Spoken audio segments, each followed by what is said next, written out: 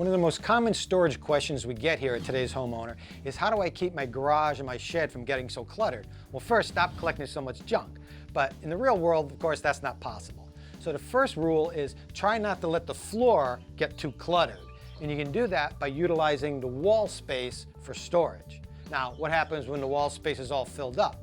Well, if you've got a swinging door, a pair of swinging doors like we have in this shed, is you have a nice large flat surface, perfect for hanging things like collapsible sawhorses, ladders, wheelbarrows, things that you need to get at, but if you store them in the space, of course, they're always in the way.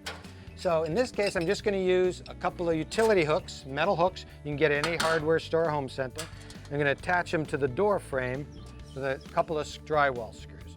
These are 1 1/4 inch drywall screws. They're going to go into the 2x4 that's on the other side of this door. There's a frame on the other side. There you go. And now you can very easily, I position those hooks to be the perfect place to hang this ladder.